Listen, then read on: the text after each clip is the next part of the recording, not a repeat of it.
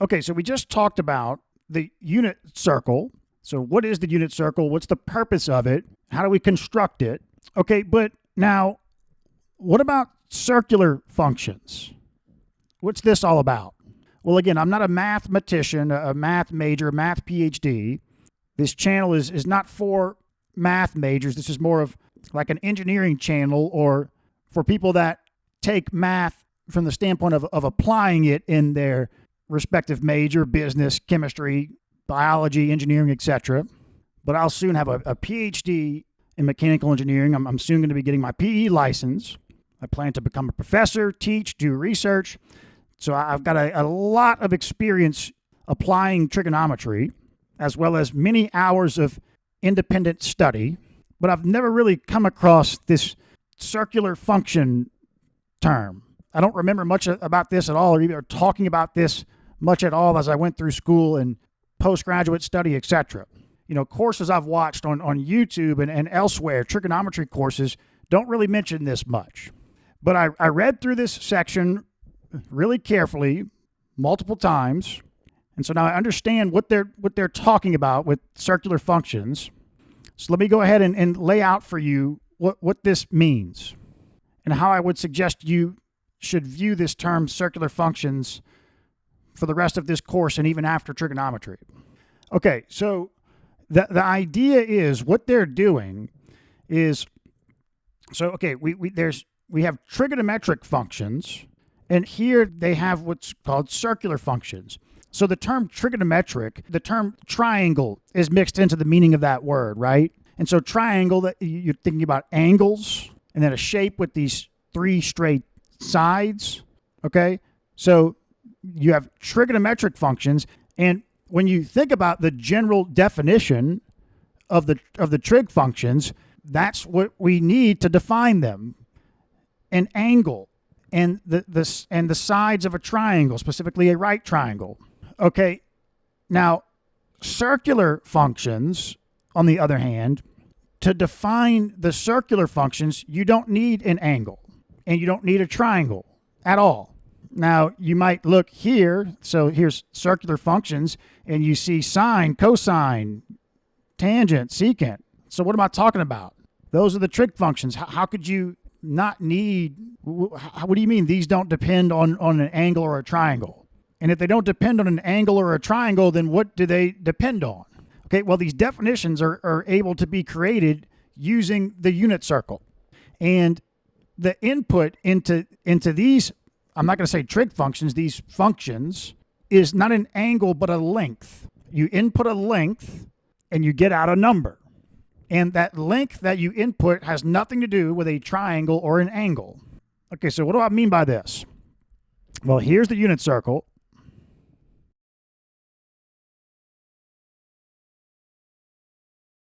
Radius 1. Okay, so we saw in the previous video how the unit circle, using the unit circle, it simplifies the definition of the trig functions, because it makes it changes r to 1. Well, what the unit circle also does is, if we're thinking about radians, so let's think about the definition of radians. We know that the definition of radians is the arc length intercepted by the angle divided by the radius of the circle. The arc length of a circle intercepted by a certain angle divided by the radius of the circle. It's how many radiuses that arc length is. That's what the angle theta in radians is. Okay. Now, with when we're applying this unit circle constraint, r becomes 1, and so you're left with theta is equal to s, or we'll write it s is equal to theta.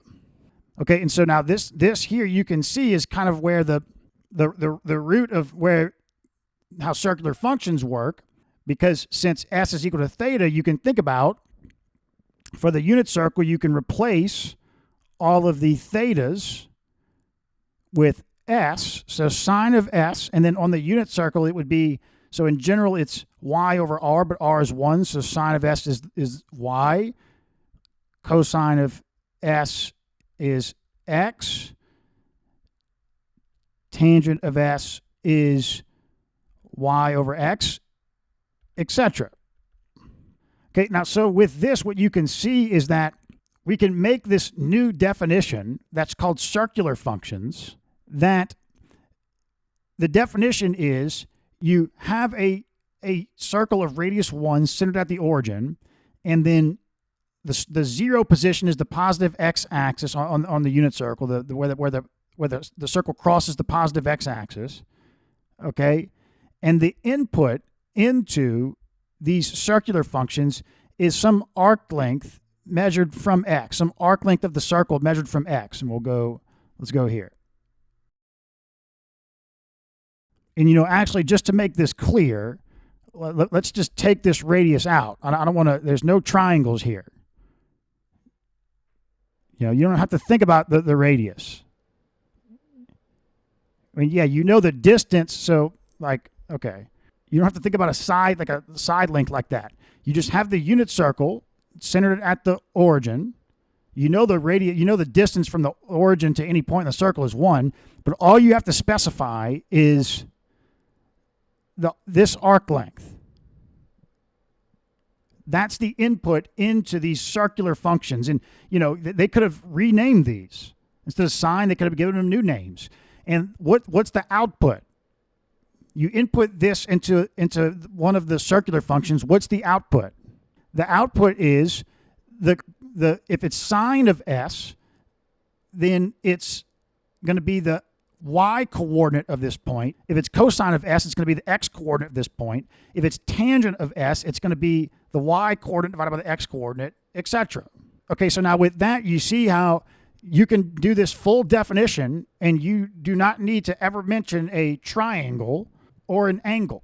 Now, unlike trig functions, though, you do need a circle, specifically a unit circle. Now, you might be saying, well, what do you mean you don't need an angle? This is silly. We're kind of, it's like a roundabout definition. Of course you need an angle. Well, no, okay. The reason why, what might be confusing you there is you might be thinking, well, okay, no, we don't need it. We could do this definition with any size circle, not just a unit circle. And actually, no, you can't. You can't use any circle. If you tried to use any circle, then you would have to bring in an angle. So what do I mean by that? So if we just said, let's start with any circle of any radius. So let's put the radius over here to keep it out the way of what we're talking about, of any radius r, okay? So you pick a point here, and the input's going to be this arc length, S.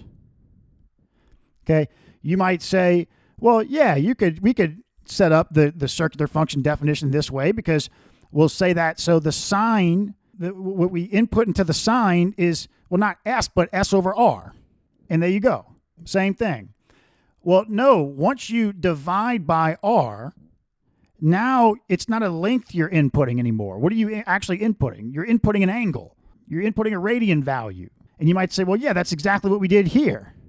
We divided by R, which was 1. No, we didn't. We never divided by R. We went straight from the arc length into the trig function. Like, we inputted a length into the trig function. And the reason why we were able to skip that step is because R was 1. So if we divided by R, we would end up with the same value anyway. So we just skipped that step and went straight to well, not the trig function, the circular function. Here we can't do that. We need to divide by R, but once we divide by R, now we're bringing an angle into it. Okay, so that's why you can see for the general definition of circular functions, it requires a unit circle. You have to input an arc length on a unit circle. Now you might be thinking, okay, well, what are you going to do with that? So all you can think about is modeling something that's on a unit circle. Well, no, if you were going to model something with the circular functions, like something circular, that would be your base starting point, but then you would scale it up or down for any size circle as you need it. You can't make the definition is rooted in the unit circle, but you can, if I double sine of s and double cosine of s, what happens to the radius? R squared is equal to x squared plus y squared. You can think about it. I guess that would be, I think the radius would double. I mean, you could play with it and see.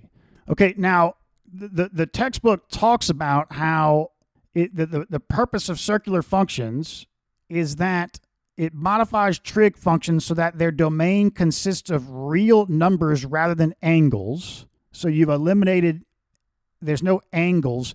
But, I'm a little confused by this because if we come back to the start of chapter 3, where we were introduced to radians, it says radian measure enables us to treat trigonometric functions as functions with domains of real numbers rather than angles.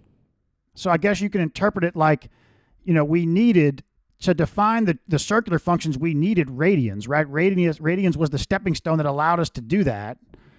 So maybe they weren't saying that radians were the real number. Maybe it sounds like they're suggesting that any angle is not a real number, but radians allow us to get to the circular functions, which, these inputting a length like this is a real number. So again, I'm not a mathematician. I'm not sure what exactly they're saying. A radian is dimensionless, and radian is defined. It's a length divided by a length. That's the definition of radian. It's a dimensionless number. So, again, I'm not a mathematician, so I'm not sure exactly how this fits into all of mathematics. But they're going to talk about when they say real number. When you think about the term real number, you can think about, so the real numbers are all contained on a line, the number line. Okay, you can represent all real numbers on the number line, on a line. Now, if you want to incorporate imaginary numbers, then you create the complex plane, and you put, to do that, you put the imaginary number line perpendicular. Now you've got the plane of all real numbers. If you're unfamiliar with what I'm talking about, then don't worry about it. The point is, you have real numbers on a line here. And what you do is, when we plot things in algebra, you take a real number line and put it horizontal, and you take a second real number line and you make it perpendicular. This is not an imaginary number line. These are two real number lines. Okay, and so in the next chapter, we're going to plot. The textbook's going to say we're plotting the circular functions, but I'm going to refer to it as we're plotting the trig functions. But when you plot something, you think about you're plotting it with real numbers. Real number inputs, real number outputs. And they're suggesting that, like any angle, even in radians, it's not a real number, is what the textbook is suggesting. It's not a real number. But when we define it as a circular function this way, now we're inputting a length, then I guess then they're saying a length is more of a real number than an angle. So, I mean, I've seen things plenty of times where you plot not even just radians on you're plotting trig functions. You don't even put just radians on the x-axis. You plot it in degrees. You think about the x-axis is degrees, and then the output is the trig function. So, but okay, so that's what circular functions are. Now you know what circular functions are all about, what they are. Here's how I would suggest you should go forward from here if you're not a math major. And this is how I'm going to approach the rest of this course in relation to circular functions. If we come to the next page, it says evaluating a circular function. How do you evaluate a circular function? Circular function values of real numbers are obtained in the same manner as trigonometric function values of angles measured in radians. This applies both to the methods of finding exact values, such as reference angle analysis, and to calculator approximations. Just make sure your calculator is in radian mode. Okay, so what this is saying here is if you're inputting something in radians into a trig function, then you're effectively working with the principles of a circular function. And that makes sense because, for example, we know for the unit circle that this angle is S, that the angle and the arc length have the same magnitude. But if you make the circle a different size than radius 1, like this circle, it's the same idea. If you allow yourself to think in terms of radians, well, then this angle is just S over R. So a big takeaway here is that, you might potentially have been thinking to yourself, well, man, I don't want to skip this circular function stuff here because it sounds pretty cool. Like, I don't, looks like we can do some cool stuff with circular functions that we can't do with trig functions. And my answer to that is no, that's not the case at all. Not if you think in terms of radians. And why is that? Because with radians, by definition, there's always this intimate tie between the arc length and the corresponding angle, regardless of the size of the circle. So, like, for example, one of the big takeaways that my goal is for you to get from this course, and I mentioned this in the opening video on the importance of trigonometry, is that when you after this course, when you think about trig functions, there's three big applications that should come to mind. You think right triangles, actual geometrical right triangles. I guess maybe four applications, because it's not just geometrical right triangles, but components of things. So like we all of engineering science, the majority is in with Cartesian coordinate systems. Well, with Cartesian coordinate systems, if you have like velocity or something, then with a Cartesian coordinate system, when you break that down into components, it's rectangular. So that's where right triangles they're all over the place. Okay, so like when you think trigonometry or trig functions, you're thinking right triangles, both actual geometrical right triangles, but then components of things that are defined in rectangular coordinate systems. Okay, there's one application. Another application is what we're going to talk about in the next chapter, like when you graph trig functions, the graph of like sine and cosine is this, this pattern here that's fundamental to a lot of things, this kind of random oscillatory pattern. We're going to talk about in the next chapter. But then the third one is something that people tend to forget about. And it's that with trig functions, you can model something circular. You can model circular motion or anything circular. And that's why in some of the upcoming videos, we're going to do example problems where like the Ferris wheel problem, we're going to model the height or the location of a rider on a Ferris wheel with trig functions. Right? That's something circular. People tend to forget that something that's circular is associated with trig functions. Not by definition, but it's associated with trig functions. And you might say, well, why is that? Well, because the domain of trig functions is in any angle from 0 to 360 or whatever. More than that, less than negative angles, whatever. It's all angles. Angles are, they're not, it's not circular, but angles, you go around. It's like you're going around and around and around, right? That's, you can think about something circular with that. I mean, with trig functions, you can go beyond circular. Any kind of, you can map out any kind of path with an angle, right? But like, it can work with circles as well. You don't need a circle to define an angle, but there's something circular about an angle, right? When you think about an angle, a full rotation, like I don't know, it's like something circular about an angle, or like the whole domain of angles. Okay, but to model something circular, you don't have to use the circular functions. We can use the trig functions, no problem. In fact, we could use trig functions in degrees if we wanted to model something circular. It's just not going to be as clean and simple if you're not using radians. So no, you don't need the circular functions to do certain things that you couldn't do with the regular trig functions.